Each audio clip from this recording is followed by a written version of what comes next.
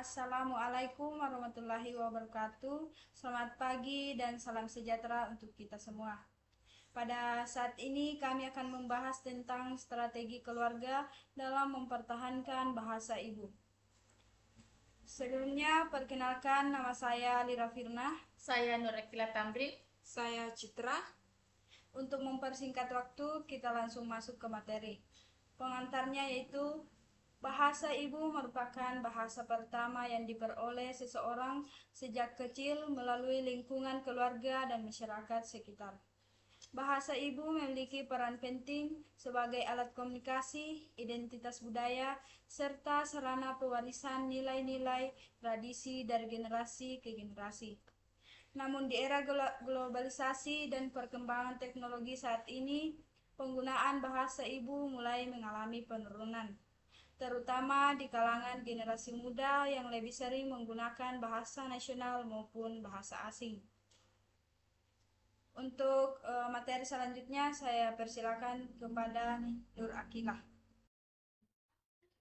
Pengertian bahasa ibu. 1. Bahasa sejak kecil. Bahasa ibu adalah bahasa yang pertama kali didengar dan digunakan seseorang sejak kecil.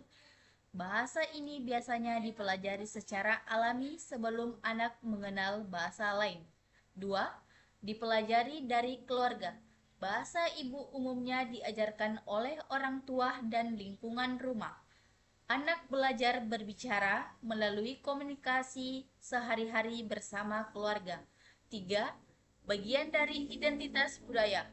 Bahasa ibu menjadi ciri khas suatu suku atau daerah karena di dalamnya terdapat budaya, adat, dan nilai-nilai kehidupan masyarakat.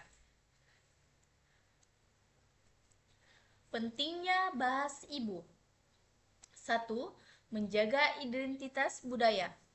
Bahasa ibu membantu mempertahankan budaya dan tradisi suatu daerah agar tetap dikenal oleh generasi berikutnya. 2. Mempererat hubungan keluarga. Penggunaan bahasa ibu membuat komunikasi dalam keluarga terasa lebih dekat, hangat, dan akrab. 3. Melestarikan tradisi.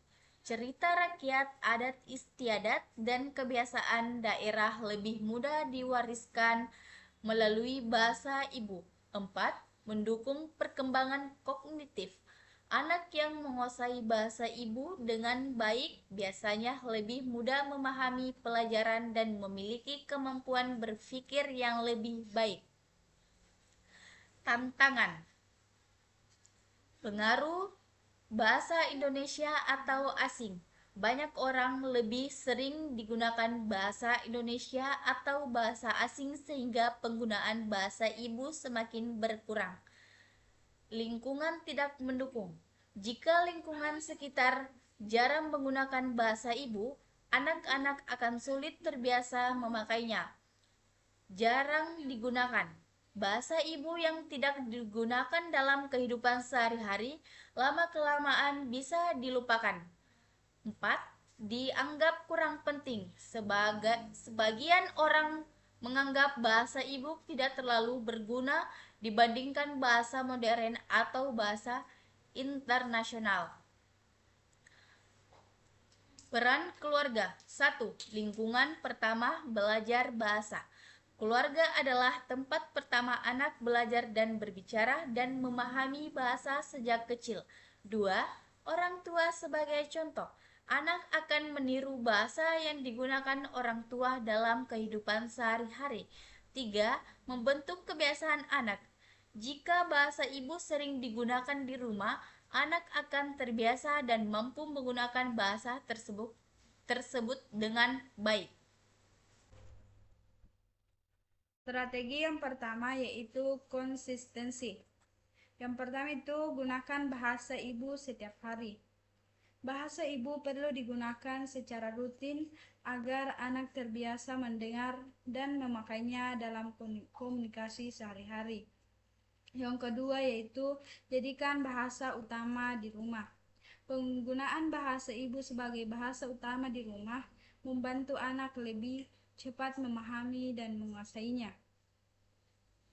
Strategi yang kedua yaitu OPOL atau One Person Language. Strategi ini biasanya digunakan dalam keluarga bilingual agar anak tidak bingung. Pembagian peran setiap orang tua konsisten menggunakan satu bahasa tertentu. Contohnya, ibu selalu berbicara menggunakan bahasa daerah, sedangkan ayah itu selalu menggunakan bahasa Indonesia. Dengan begitu, anak belajar membedakan konteks penggunaan kedua bahasa tersebut sejak dini. Adapun strategi yang ketiga yaitu aktivitas. Belajar bahasa akan lebih efektif jika dilakukan melalui metode yang menyenangkan, seperti mendongeng dan bernyanyi. Media cerita dan lagu memudahkan anak mengingat kata-kata melalui irama dan narasi. Dan adapun bermain itu anak dapat menyerap bahasa secara natural dan interaktif dalam suasana yang rileks. Adapun strategi yang keempat yaitu keluarga besar.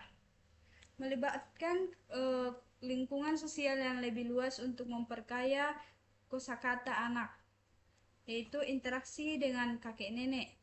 Biasanya generasi yang lebih tua lebih fasih dan sering menggunakan bahasa ibu dalam kesehariannya. Yang kedua itu komunikasi dengan kerabat. Interaksi dengan saudara atau kerabat lain memperluas jangkauan sosial penggunaan bahasa ibu bagi si anak. Adapun strategi yang kelima yaitu menanamkan nilai emosional terhadap bahasa tersebut, yaitu rasa percaya diri. Menumbuhkan rasa bangga pada anak saat menggunakan bahasa ibu sebagai bagian dari identitas budaya mereka.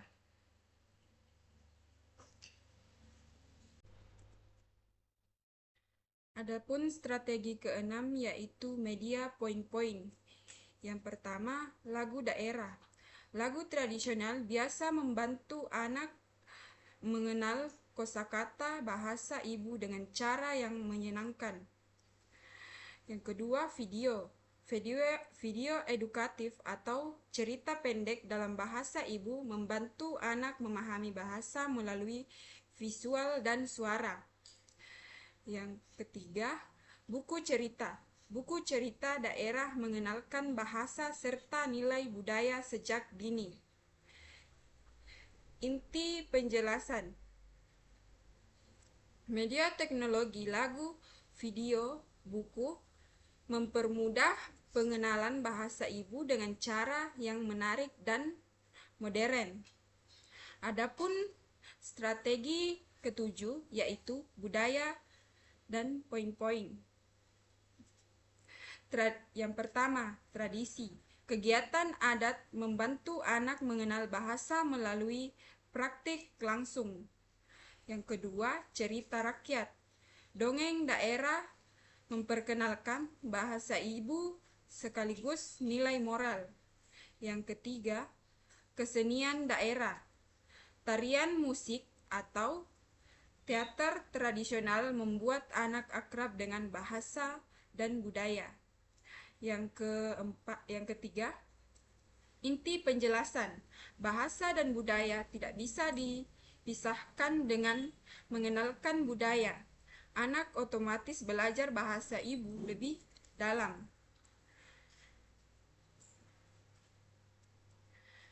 Adapun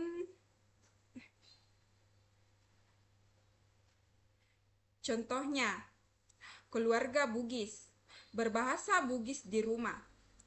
Membiasakan anak mendengar dan memakai bahasa Bugis setiap hari. Mengajarkan sapaan khas. Anak mengenal ungkapan dan kosakata khas Bugis.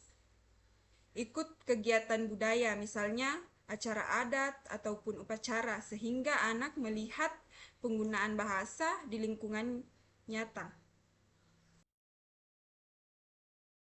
Jadi kesimpulan dari materi yang kami telah bahas yaitu strategi keluarga seperti penggunaan bahasa ibu secara konsisten di rumah, penerangan metode one person one language, misalnya ibu menggunakan bahasa daerah dan ayah menggunakan bahasa Indonesia, serta pembiasaan melalui aktivitas sehari-hari terbukti efektif dalam mempertahankan bahasa ibu.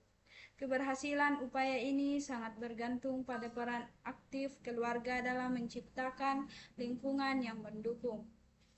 Dengan adanya kesadaran, kebiasaan, dan rasa bangga terhadap bahasa ibu, generasi muda dapat tetap melestarikan bahasa tersebut di tengah arus globalisasi. Oleh karena itu, keluarga menjadi kunci utama keberlangsungan bahasa ibu agar tidak punah. Dengan demikianlah presentasi kami pada saat ini. Jika ada tutur kata yang kurang berkenan, kami mohon maaf. Wabillahi taufiq wal hidayah. Wassalamualaikum warahmatullahi wabarakatuh.